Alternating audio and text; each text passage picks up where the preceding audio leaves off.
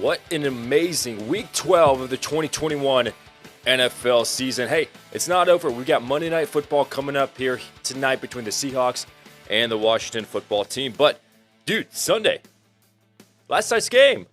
Yo, what happened? What happened between the Baltimore Ravens and the Cleveland Browns? I mean, I was watching that first half, and I was like, oh my gosh, is this actually... Guys, this is football. This is real football. You know, you could watch your college football and be like, oh my gosh, we went to quintuple overtime. 62-54 was the final score. But guys, going into halftime, when I was like, the score is 3-6, this is the kind of football I love to see. We welcome you guys to a brand new episode of Time2Football. My name is Hassan Khan, the host of this channel that we like to call Time2Football. Glad you guys are joining us for this wonderful, wonderful Monday morning. We have actually taken a little bit of a break. Believe it or not, because we were a little bit absent because of Thanksgiving. You know, we actually haven't been streaming since Wednesday. Wednesday was the last show that we had, and then we kind of pre-filmed everything and scheduled it to come out Thursday, Friday, Saturday, all that good stuff. And now we're back. Now we're back live, and we're ready to chat with you guys. Let me actually pull up the live chat, because if you're new to this, you don't know how this works, you can join us in the chat as we are talking about football and see what you guys are saying. For instance, we've got Miguel checking in. He checks in all the time, saying good morning. Good morning, Miguel. How you doing? We're also saying Premio de Plug tuning in and saying, as a Packers fan, I could say that thoroughly pleased with the end of Week 12, hoping Washington gets this dub tonight. Yeah, so for the Packers fans, I mean, I think there is a little bit of something to be optimistic about, not just offensively, but also defensively as well. The Packers have just been killing it. They've been killing it defensively, and I'm actually a big advocate of the Packers going to the Super Bowl because of their defense, mainly because their defense has been keeping them in a lot of these games. I mean, they shut out the Seahawks. 17-0 was that score. They've been keeping them a lot more alive in these games against the Arizona Cardinals and that high-powered offense as well. More so than the Green Bay Packers offense, believe it or not. You know, with the injuries that they've been having with Aaron Jones, with maybe Devontae Adams, Allen Lazard, whoever's on the COVID-19 list, they get it done. Fractured toe and everything. Let me actually fractured toe show you during the press.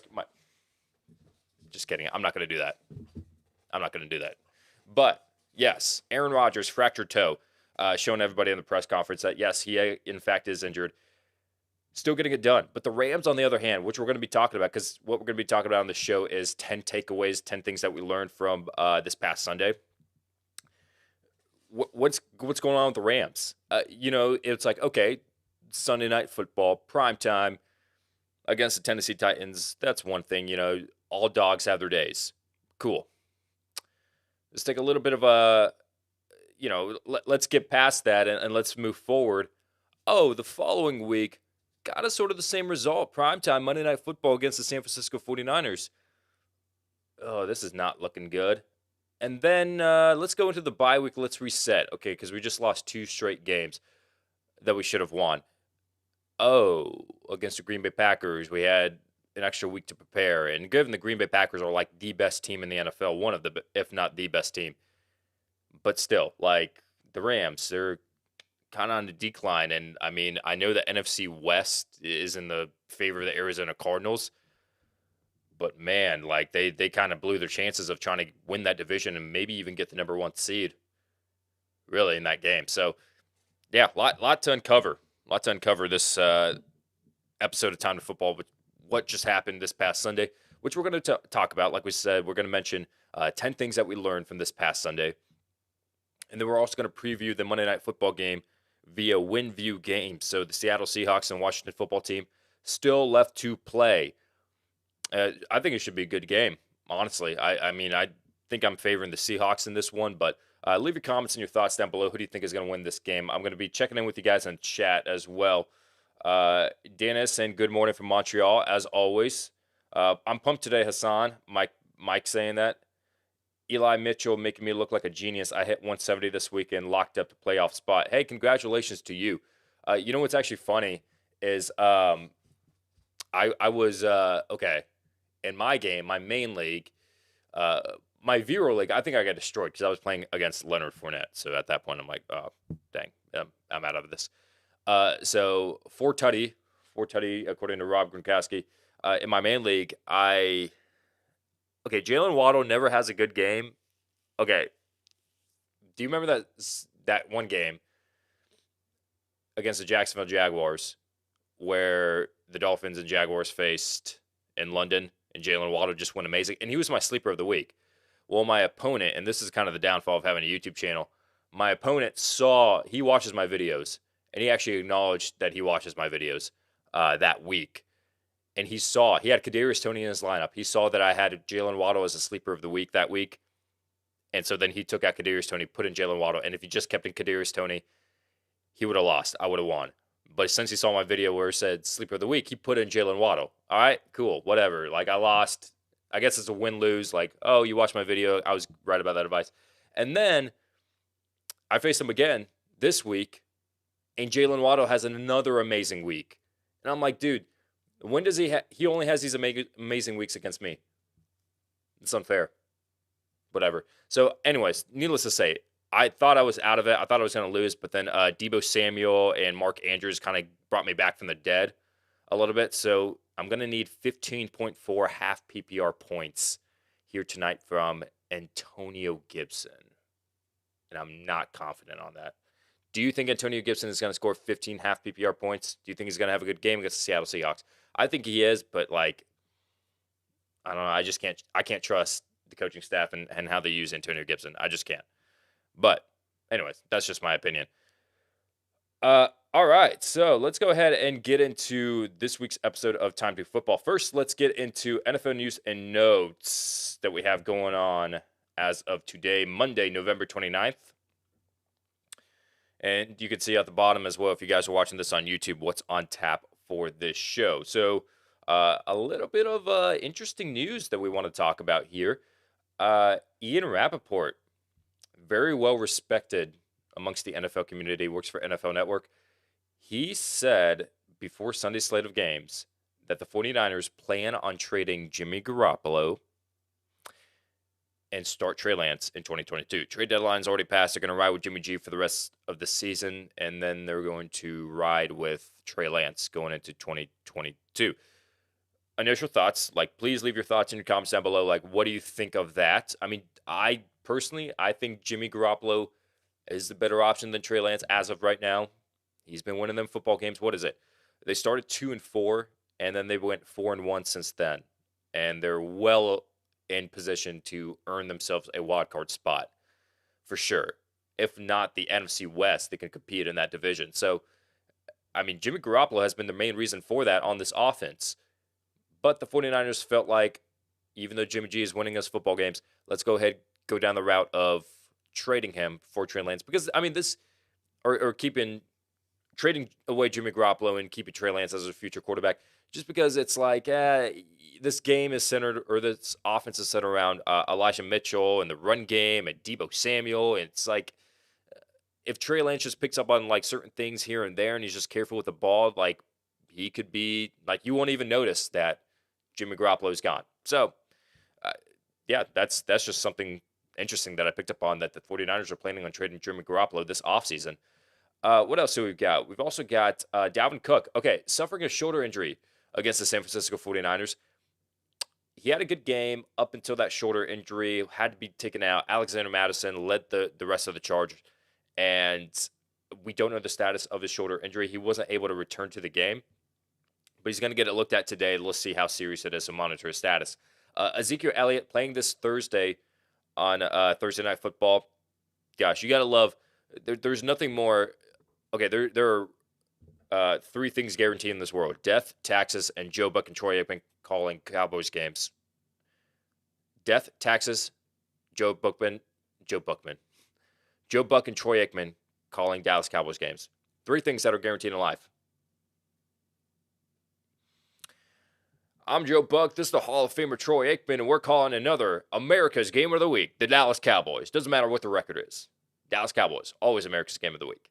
I mean, it should be a good game. But anyways, Ezekiel Elliott, this Thursday night, they're playing against the New Orleans Saints. The Dallas Cowboys are already talking about potentially resting him because he's dealing with a hurt knee wouldn't even matter because you got Tony Pollard, one of the best handcuffs in all the NFL. Maybe you won't even miss a beat. So I guess the New Orleans Saints, whose offense is kind of sputtering downhill, Alvin Kamara as well, having to play in like back-to-back-to-back short weeks on Thursday, like you would expect him. Okay, he was out for that Sunday game. There's a short turnaround on Thursday. You can't play that. Well, maybe they were going to play the next Sunday, and maybe he could play. Well, they got to play like back-to-back Thursday games, so Alvin Kamara might even miss this game. So the Cowboys facing an offense that's kind of depleted. They might be fine without Ezekiel Elliott and just have Tony Pollard, but they may rest Ezekiel Elliott this week, just to give you guys a heads up. Christian McCaffrey rolled his ankle this past weekend against the Miami Dolphins. He was taken out of the game, never brought back. I mean, I think a lot of it has to do with the score, and it was kind of getting out of hand. But they're saying that he will be fine. They're going to go into the Week 13 bye, rest up. Week 14 and moving forward, Christian McCaffrey will be fine. Deebo Samuel also suffered a groin injury. He said that he's not too concerned about it, and he came out of the game before it got any worse. He could feel it tightening up, so he kind of made the decision himself. He walked up off on his own power, so I think it's going to be Deebo Samuel is going to be okay, but he walked up off of his own power, didn't go back into the game because he just kind of wanted to monitor his status and make sure that the injury didn't get any worse. So he is going to get an MRI here today, but I don't think it's going to be any sort of tear or anything like that. No major injury. Deebo Samuel, he should be good. Matthew Stafford, now he's dealing with some injuries. That's not keeping him out of game action, but he is dealing with, according to Diana Rossini, an arm injury, an elbow injury, an ankle injury, and some back pain. Still playing through it. Him, Ben Roethlisberger, Tony Romo, like, you know, those quarterbacks that just play through pain regardless of what they're going through. That Matthew Stafford is one of those guys. And he's dealing with all this pain. Maybe that could be the reason for the decline that they're having. Matthew Stafford particularly hasn't played too well. I think he has 3 straight pick sixes in 3 straight games. I mean, that's approaching Matt Schaub territory right there. Remember when he threw, was it 4 or 6 pick sixes? I think it was 4. 4 straight pick sixes. And you're like, how does this even happen? But Matthew Stafford is entering that territory. He's a little bit banged up, but I don't think it's going to keep him out of game action. CeeDee Lamb is expected to play in Week 13, coming back from a concussion. He should be good to go. Cam Newton will remain the starting quarterback according to Matt Rule, regardless of the performance that he had against the Miami Dolphins. Now, the Dolphins, on the Panthers' behalf, have been looking really good, winning their 4th straight game. Their defense has kind of turned it around, back to their 2020 season form. So Cam Newton, however, is still expected to be the starting quarterback of the Carolina Panthers. And then lastly, Ian Rappaport also said, now this was before the game, maybe their thoughts change after the game against the New York Giants, but Ian Rappaport is also reporting that Jalen Hurts trade rumors have been put to rest. The Eagles had some doubts about Jalen Hurts and his status with the Philadelphia Eagles. I mean, I honestly thought that he was going to get benched sometime this season. I did, just by the way that he was playing, even though fantasy football-wise, he was like amazing, like real football, he wasn't that great. But Ian Rappaport is saying, no, the Eagles now, with the way that they've been playing in like the last 5 games or so, they're going to hold on to Jalen Hurts, and no, he's not in any danger of losing a starting job. And that is your NFL news and notes for today. Now let's get into 10 things that we learned from this past Sunday. What can we take away from this weekend of football? Well, this kind of stretches back to Thursday as well, because there were 3 games for Thanksgiving, which, by the way, if you guys had a great Thanksgiving, I know I haven't tuned in with you guys since then, go ahead and leave your thoughts down below. I'd love to hear from you guys. Us personally, we went out of town on a road trip, visit some family, so was able to get away from work for a few days, but it feels so good to be back, guys. Feels amazing. Yeah, it feels amazing, doesn't it? XXX Lex saying, what up, dog? Okay, let me go ahead and get into what we learned from this past Sunday of games. Takeaway number 1, the Browns offense is their Achilles heel. Wow, what a game that was. I enjoyed it as a football fan. I love seeing defense versus defense, but I like seeing defense versus defense when both offenses are like really good, but the defense is just kind of stopping them. So, for instance, the Ravens offense is really good, and the Browns just like battle of the Titans, kept up with the Ravens offense for most of the game. The Browns offense, on the other hand, has not been looking great, and the Ravens defense, on the other hand, their secondary at least, has not been looking great. So the Browns offense is the reason why the Cleveland Browns could be missing the playoffs, potentially. It's tight. It's pretty tight in the AFC. You had the Bengals pick up a big victory. The Chargers are just kind of like back and forth, but then you got the Broncos that could be like back and forth as well. There's just a lot to compete with in the AFC. You got the Raiders, don't sleep on them. So for the Browns, it's just kind of tough at this point if your offense is not going to really turn it around. Nick Chubb, Kareem Hunt, all those guys, the run game, yeah, you're focused on that. But if you compare the stats from 2020 to 2021, in 2020, they were 8th in yards, and they were 2nd in points per game. However, in 2021, it's 17th in yards and 20th in points per game. So if there's anything that's going to hold the Cleveland Browns back, it's going to be the offense. Baker Mayfield, I understand that he's kind of banged up, but at what point do you want to give him a little bit of a rest? Put in Case Keenum, who didn't look that bad against the Denver Broncos, and just go from there. Rest up Baker Mayfield for the next couple of weeks. So, yeah, that's takeaway number one. The Browns' offense is going to be their Achilles heel. But going off that game between the Browns and the Ravens, the next takeaway, the Ravens running backs aren't game changers at all. And I watched this game. So I watched the Ravens all season long. I've seen Devontae Freeman, Latavius Murray, Tyson Williams. I'm trying to study, like, okay, who's going to be the lead back in this? The answer, I guess it's Devontae Freeman. But if you want a game-changing back, the answer to that is no one. I was watching that game against the Cleveland Browns. Up the middle, outside, whatever you want. 1, 2, 3 yards. Sure, Devontae Freeman had like yards of runs of 6 yards, 5 yards, 7 yards, but they're not game-changing runs. They can't just break away and score a long touchdown run. Unfortunately, Tyson Williams is the only running back in that crew that has done that this year, and for some reason they kind of shut them down for the whole season. So the Ravens running backs aren't game changers at all. They dearly miss J.K. Dobbins and Gus Edwards. The next takeaway, the Chargers, they're inconsistent, kind of like a Jekyll and Hyde kind of thing. We don't know which Chargers team we're going to be seeing all season. Sometimes they look great, sometimes they don't. Kind of inconsistent at that point. And I know we talked about Justin Herbert potentially being an MVP candidate the beginning of the year, but because of these inconsistencies, that's hurting his case.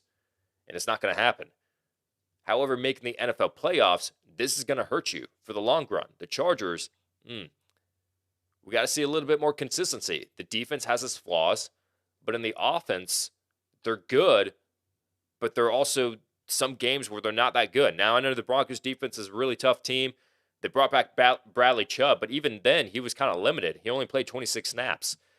So the Chargers offense is a little bit inconsistent, and something needs to change within there for them to make the playoffs, or let alone just compete for the Super Bowl. The next takeaway, we might be sleeping on the 49ers as a dark horse team. Now, when I say the dark horse, I'm not talking about playoff team. More than likely, they're going to make the playoffs.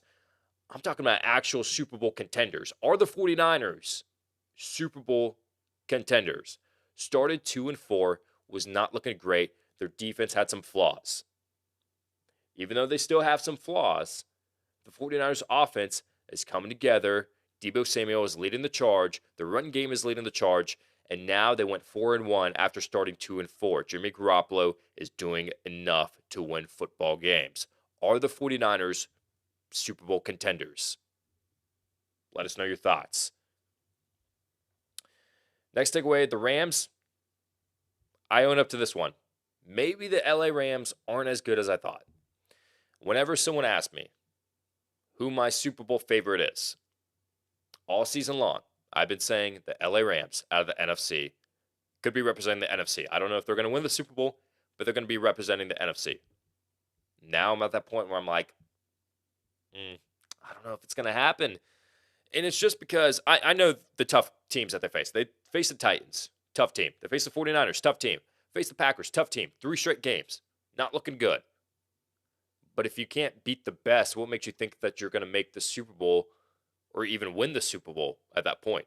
You got the Packers to compete with in the NFC. You got the Cardinals to compete with, which you lost to earlier this season.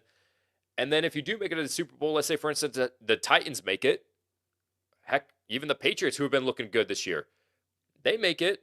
It's going to be difficult at that point to win. So the Rams, maybe they're not as good as we thought they were. The next takeaway, speaking of the Patriots, Mac Jones is getting better and better, and it's getting scary for every NFL team. This was the only thing that was holding them back. Their defense is good, their run game is good, and now with the offseason acquisitions that they have, Mac Jones has so many toys to play with, and he is looking great. Over 300 yards and 2 touchdowns yesterday against the Tennessee Titans. And with him developing and getting better and better, this team is a legit, dare I even say, AFC championship contender. Could even make the Super Bowl out of the AFC. The AFC, as we know, all season has not been that competitive. You've got the Titans at the top. The Bengals kind of look good here and there. They have some games. They lose some. They win some. But the Patriots have been consistent this whole entire time. After that game that they lost against the Tampa Bay Buccaneers, when Tom Brady returned to Foxborough, they had a 1 overtime loss against the Cowboys in the last stretch of games. After that, besides that, they've been looking great. So the Patriots, Mac Jones is getting better, and it's getting scary. Legit AFC championship contenders. The Jaguars messed up. Maybe they didn't mess up, but I actually wanted to ask you guys, do you think the Jaguars should have kept Leonard Fournette? I mean, James Robinson's great. Cool. But a top 5 pick in the draft, Leonard Fournette, his last year. I know he had some off the field kind of issues, some behind the scenes. Okay, I get that. I get that aspect of it. But football wise, he ran for 1,100 yards in his last year with the Jaguars. He was the main passing back, had 100 targets in his last season with the Jacksonville Jaguars. Decided to get rid of him. Didn't score a lot of touchdowns, but that's okay. I mean, he scored 4 touchdowns against the Tampa Bay Buccaneers, so he's capable, or with the Tampa Bay Buccaneers against the Indianapolis Colts, so he's capable of scoring those touchdowns. Leonard, 4 tutties. Maybe he shouldn't have been released by the Jacksonville Jaguars. Next takeaway, Brian Flores continues to be one of the best young coaches. I say young because as an NFL head coach, 40 years old is pretty young. But Brian Flores is looking great. 4 straight games that they've won. Their defense was under fire. He was on the hot seat, whatever. They were 1-7. He turned this team around. Tua coming back turned this team around as well. The Dolphins defense has gotten together. It looks better, and it looks back to being what it was in its 2020 form. And that's all because of Brian Flores given the plate of capital and players that he's given, and he works around with that. And Brian Flores, one of the best young coaches in the NFL. The Colts are just a secondary away from being Super Bowl contenders. I love the Colts. I really do. But the Tampa Bay Buccaneers exposed that Colts secondary, which has been their weak point all season long. Offense has been looking good. Jonathan Taylor has been looking great. Defense, their defensive line at least, has been looking great. And the secondary has been the only weak point. And, I mean, there's a lot of teams out there. The Tampa Bay Buccaneers, I mean, you could say that they were carbon copies of each other, playing each other. Because their secondaries are not that good, but everything else seems to be pretty much in check. The Colts, on the other hand, their secondary costing them games. And the last takeaway, the Eagles' passing game is their weak point and could be the reason why they missed the NFL playoffs. So we talked about how they shifted from being a pass-heavy team, Nick Sirianni realizing that, okay, I need to run with the ball more. People are upset about that. And they start running with the ball. They win 3 of their last 5 after they start running with the ball a lot more. But then when you're down in games, when it feels like you're down by much, which they weren't by the New York Giants, but it just seemed like that because the Giants' defense continued to put so much pressure on Jalen Hurts, and the pressure was just getting to them that they had to pass the ball a lot. And when it got to that point, Jalen Hurts, unfortunately, couldn't get it done. And I don't know whether it's a lack of weapons. I don't know if Jalen Hurts in the passing game needs to get better, whatever it may be. The passing game, If the Eagles are going to miss the playoffs, with their defense getting better, with the run game getting better, the pass game, the only weak point could be the reason why the Eagles miss the playoffs. And that is your takeaways for this past Sunday. Oh man, I am going very, very long. I'm not used to this flow. Taking a few days off is kind of hurting my flow. But I am going to be talking about WinView games. So what this is you pretty much go to this app and you make predictions on what is going to happen in this Monday Night Football game. So, for instance, between the Seahawks and the Washington football team, you can make live predictions or pregame predictions. Pregame, hey, do you think that Alex Collins is going to rush for 50 yards or more in this game? During the game, it could be like, hey, do you think Alex Collins is going to run for a touchdown in this drive? So you can make those predictions, and if you're correct, you win some points, you play up against each other, and the person with more points wins some cash. So let's go ahead and show you some questions that we asked you guys on our Instagram account at Time2Football. That's available on the WinView app, and this will preview the Monday Night Football game on top of that as well. So we want to ask you guys' opinion. The game is decided by 8 points or less. Will that happen or no? Well, if we look at the results of the poll that we asked, 73% are saying yes, it will, and 27% are saying no, it won't. I'm going to go ahead and lean in towards yes, it will. I think both teams are going to be competitive, and I think it's because their defenses have been giving up a lot of points and a lot of yards, so their defenses are going to be the reason why this game is going to be pretty close. A Seahawks player has 70 rushing yards or more. Will that happen or no? Looking at the polls, 77% are saying no, 23% are saying yes. I'm leaning in with a favorite and saying no. Because Alex Collins, listen, 10 rushes for 36 yards, 10 rushes for 44 yards. That's just been his stat line for the last few games. Like, I don't think he's rushed for over 70 yards since week 6, I believe. Don't quote me on that, but I think around that time. So I don't think it's going to happen. Both teams combined for 5 field goals or more. Let me start that over. Both teams combined for 5 field goals or more. Will that happen or no? 55% say no. 45% say yes, it is. Between Joey Sly and Jason Myers, hey, if you guys watch Time2Football, you know how much of a unadvocate, if that is a word, I am of Jason Myers. Not saying like he's not talented. I'm saying like field goal opportunities for him. So I'm going to say no, it's not going to happen. DK Metcalf and Terry McLaurin each have a 23-yard reception. Will that happen or no? 91% say yes, so we're really, really favoring that. 9% say no. I'm going to lean in towards yes. It is going to happen because the secondaries for both teams have not been looking great. Both teams combined to score 43 points or more. Will that happen or no? 42% say yes, and 58% say no. It is not going to happen. I'm going to lean in towards, yes. I think this is going to be a higher scoring game than we may think. So I'm going to go ahead and lean in towards yes. I mean, think about that. Like, that's, 21, 22 points each team? I think that's going to happen. Seattle has more sacks than Washington. Will that happen or no? Hey, we're split down the middle. 50% saying yes, 50% saying no. Ooh, that's tough. If I have to give my personal opinion on it, I'm going to go ahead and say that no. No, I'm going to say Washington has more sacks, even though they're without Chase Young. The defensive line is still good. It's still filled with talent. And the offensive line of the Seahawks has been the main reason why they're sitting at just 4 wins this season. So I'm going with Washington. Okay, Russell Wilson or Jarrett Patterson rushes for a touchdown. Yes, you read that correctly. It is not Antonio Gibson. It is Jarrett Patterson. The disrespect. I think WinView thinks that Jarrett Patterson is the lead back. Or maybe they're just trying to make it tough. 47% say yes. 53% say no. It is not going to happen. I'm going to go ahead and lean in towards no. It is not going to happen. It's hard for Russell Wilson in himself to score a touchdown.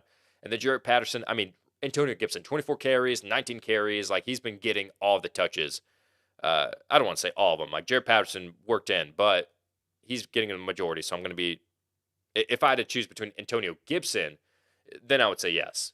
Taylor Heineke passes for more yards than Russell Wilson. And will that happen or no? 55% say yes, 45% say no. I'm going to lean in towards yes. I am. I think if you looked at our Prize Picks video, I said that Taylor Heineke passes for 230 yards or more. I think that happens. And with the offensive line issues of Russell Wilson, even though Russell Wilson, I think he's going to have a good game, he may not pass as many yards as Taylor Heineke. The last question we want to ask you, who wins this game? Will it be the Seahawks or will it be Washington? Well, if we look at the polls, 61% say the Seahawks will win, 39% say WFT will, and I'm going to go with the Seahawks in winning this game. And that is your Monday Night Football predictions via WinView Games. And again, you can just go onto the site, go to winview.tv/T2F, sign up, start playing, and make those predictions because, hey, you can win some serious cash if you were to get those right. Download link is in the description. Now, what do we got here? Let's acknowledge you guys in the chat. Talk about what's going on right now. Hey, appreciate you guys joining in, by the way. Let me go ahead and pull this up right here. All right, let me start from top to bottom. Premier to plug, still talking about the Packers. That was a tough watch. Couldn't believe what I was seeing. Also, good morning, Hassan. How's your league looking after week 12? Yeah, so I am, speaking of fantasy football, I need 15.4 points from Antonio Gibson. I don't think it's going to happen, so I think I'm going to lose. And I'm going to drop to 7-5 in that league. But I'm not too upset about it because it would take a lot for me to miss the playoffs in that league. So I could lose the last two games and still have a high chance of making it. So I'm just thinking about the playoffs at this point. In my other league, my viewer league that I play with you guys, the Time2Football Faithful, I am about to be 6-6 because I played against Leonard Fournette. Yeah, so there's that. Did not look good. What else have we got? AB, morning. Would you cut A-Rob to pick up Chuba Wooba Hubbard? Give the report that Christian McCaffrey is going to be fine. I mean, Antonio or Allen Robinson. I haven't made my adds and drops list yet, but he's more than likely going to be like a drop this week. I don't know. Should you hold on to him? I don't know, man. Maybe he should have been a drop for like 6 weeks, but don't pick up Chuba Hubbard unless you have Christian McCaffrey. Don't pick up Chuba Hubbard in general. Rob Dale, aloha. Good morning, y'all. Aloha, Rob. Thank you for tuning in from Hawaii. Do you think Heineke can score 25 points in the standard league? I need that to win. Potentially. Now, you'd have to rely on some rushing touchdowns for Taylor Heineke. I don't think he's ever passed, just as a passer standpoint, I don't think he's ever put up over 15 fantasy points as just a passer. Maybe it was one game, but everything else, like all the games that he's put up like over 20 fantasy points, over 19 fantasy points, whatever it may be, he's had to run for a touchdown. So, might be a little difficult, but hoping for the best. Hey, you got my back, I got your back. Antonio Gibson, touchdown reception. 3 touchdown receptions from Taylor Heineke. Can we make it happen? You got my back? So we both win? It's not going to happen, but because they don't like to. Hey, we're going to use Antonio Gibson as the Christian McCaffrey of the Washington football team. Never passes him the ball. Sorry, I steered you guys wrong to draft him. But there are a lot of other things that I've said that were kind of correct. Anthony, good morning, Hassan. You're an awesome content creator. Anthony, you're an awesome fan. I appreciate you tuning in, man. Appreciate you. Hey, Hassan, how'd you enjoy this holiday break? Lay him out, so I had to flex either Gaskin or Mitchell and chose Mitchell. Don't think I would have been disappointed with either this week, to be honest. Chris saying that. Yeah, dude. Both looked great. Both looked great. Now, I'm the idiot that benched Gaskin because I thought, oh, he's facing the Panthers, which is a tough team, and I've done this before where I played Gaskin, and I've relied on him way too much. Sometimes it works out, sometimes it doesn't. And he'd only get me like 5-6 points. So I thought he was only going to get me like 5 or 6 points. Ended up getting like 18 half PPR points. I'm like, oh my gosh, what the heck? Yeah, I played Ramondre Stevenson over him. Yeah, I'm the idiot.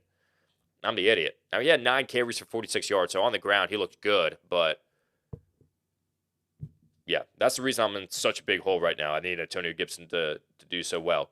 Holiday break was good, and hopefully yours was as well. TB12 Goatman, would it be smart to drop Russ for Heineke? I'm up by 7, and I have Russ and Washington kicker. He has McLaurin. Ooh.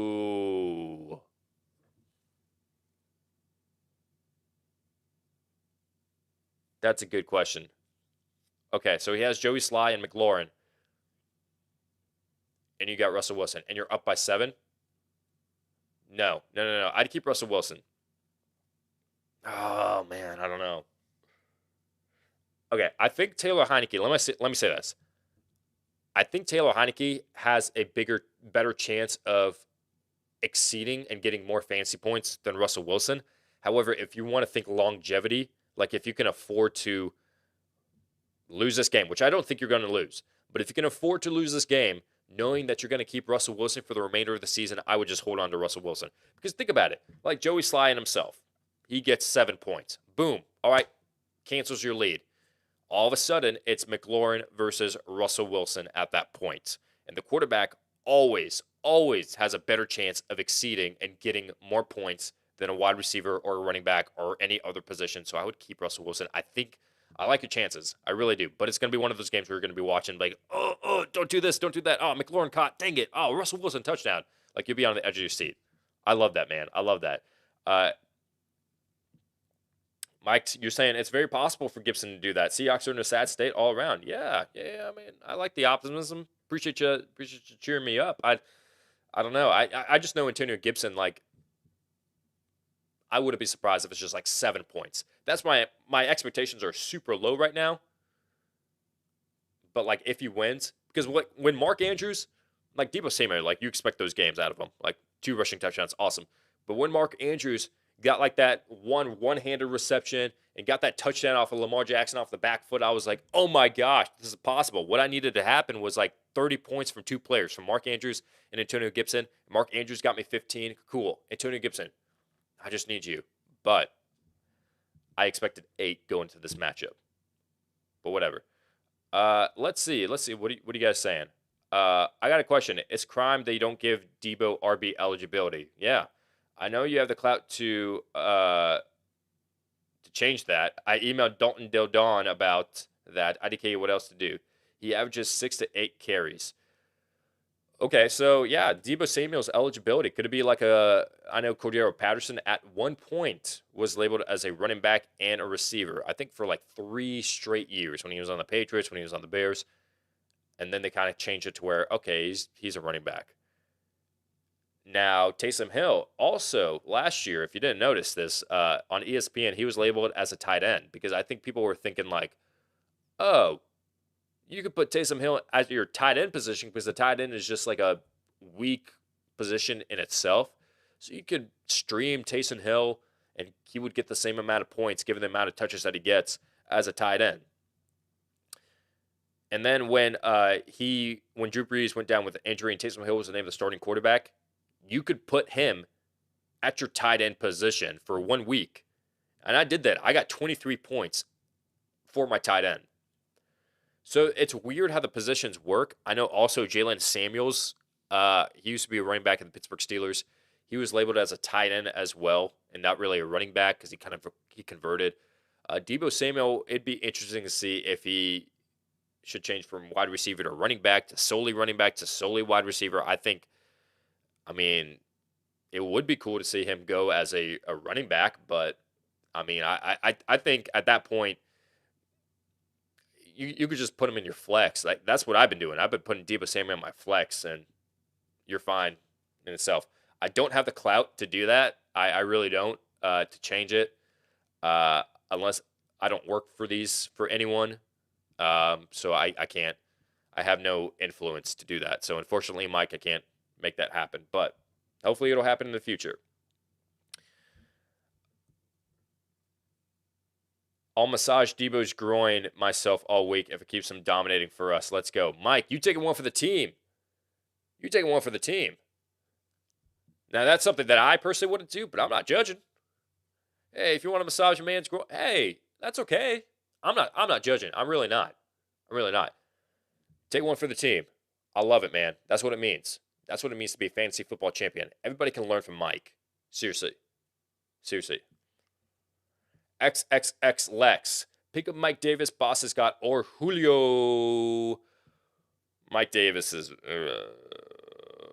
I know the run game came alive against the Jaguars, but I mean, I'm a Falcons fan, so I've been watching Mike Davis, and it's oh my gosh, dude, it sucks. Boston Scott might be the way to go while Jordan Howard is injured. I think Jordan Howard might be coming back in the next week or two, so I think for the remainder of the season may not be good. Julio Jones, on the other hand, what has he got? Like another couple of weeks left on the IR. So he might be the best long-term solution for you. Miguel, I would trade Mike Evans for Saquon. Is this a good trade? I'd say it's even. It just depends. Like if that person needs a wide receiver, you need a running back, sure. Like it's even. I don't think Saquon's going to be doing anything majestic. Like now he might have one, maybe 2 games where he puts up like over 15, 20 fantasy points, but everybody has been saying like buy low Saquon, buy low Saquon. I'm like, no, dude, Devontae Booker is going to work in there. Let's settle down a bit. Like let's not buy Saquon. And as a matter of fact, to those guys that want to buy Saquon, I would sell Saquon. So, but Saquon he's going to be decent though. He's going to be decent. Van Jefferson looks like the number 2 wide receiver for LA. Kicks plug saying that, yeah, even though Odell had that touchdown, Van Jefferson is looking legit. I think there was one touchdown that was called back because his foot was out of bounds. So he could have had 2 touchdowns. But Van Jefferson is looking great. So I think he is going to be the number 2 wide receiver over Odell. Baker was getting swarmed. If they beef up that O-line, should be deadly team next season. Yeah, this offensive line is looking great. I think Mike Tirico during the broadcast pointed out something great. So when they do their player introductions, when like Jared Allen, Culinary Academy, Nate Burleson, Rainier View Elementary School, Odell OBJ, I'm him. Ladarius Webb, Nipple State University. He didn't say that, but it sounded like it. Anyways, yeah, when they do those player introductions, you see the Pro Football Focus numbers and rankings of this offensive line, and they're all like top 10. Like it's ridiculous. So this offensive line is good, and that's why they signed him to long-term contract extensions. However, I mean, this season it's going to be pretty hard and tough for them to get to the NFL playoffs. Even if Baker Mayfield were to get, I mean, I say I'm not a coach or anything, but I mean, I would give Baker Mayfield maybe a couple weeks to rest up. I don't know if that's the issue, but I mean, yeah. The best RB in the Ravens offense is Lamar. Yes, sir. Yes, it is. 49ers finally got their offensive groove. I'm a bit excited for their next couple of weeks on the schedule. Yeah, 49ers are looking good, are looking really good. Hassan, we could actually see the Patriots versus Tom and the Bucs this year in the Super Bowl. How cool would that be? I would love that. Now, I would love that, and I would love to see the Patriots win. And then this isn't me saying this as like a Tom Brady hater or any. I love Tom Brady. Tom Brady, I will say, I would die saying this, greatest quarterback of all time, the GOAT. Like I love Tom Brady, and I love, and unlike some people that are like, oh, I'm tired of seeing Tom Brady win the Super Bowl. I love watching history happen. I love it. So like 6 Super Bowls, 7 Super Bowls, 8 Super Bowls, like keep on going. Like I love watching history. I love like living in that moment and watching it.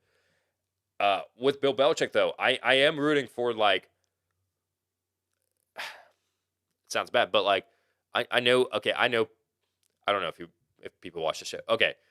I know people that went from being a Patriots fan to a Buccaneers fan when Tom Brady went to the Bucs. So I'm like, okay, well, you weren't a Patriots fan all along. Like that's same. I think this guy as well went from being a LeBron, like a Cavaliers fan, to being a Miami Heat fan, to being like a Cavaliers fan again, to being a Lakers. When LeBron James like moved to all these, because he was just a LeBron James fan, but he would like wear and deck out like in Patriots gear and Cavaliers gear and Lakers gear and all that stuff. And I'm like, it's annoying. That's annoying. So like, I'm kind of rooting for Bill Belichick just because I'm like, for those people that like went from being a Patriots fan to a Bucs fan just because of Tom Brady. I'm like, where's your loyalty, man? Where's your loyalty? Although I do know some very loyal Patriots fans. Larry, I don't know if you watch the show. I think you do. Very loyal guy to Patriots. I am running a little bit late. I do have to sign off here. Let me go ahead and answer a couple more. Uh, Gary Santos saying embarrassing loss for the Eagles, missing out on Justin Jefferson. Yeah, yeah, man. Jalen Reagor was not the move, not the move at all.